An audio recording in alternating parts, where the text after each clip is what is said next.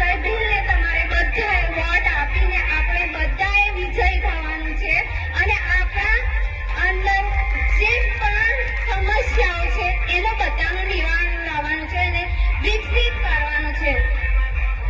બસ આટલું મારું નેતૃત્વ અહીંયા પૂરું કરું. ખૂબ સરસ અનિશાબેન.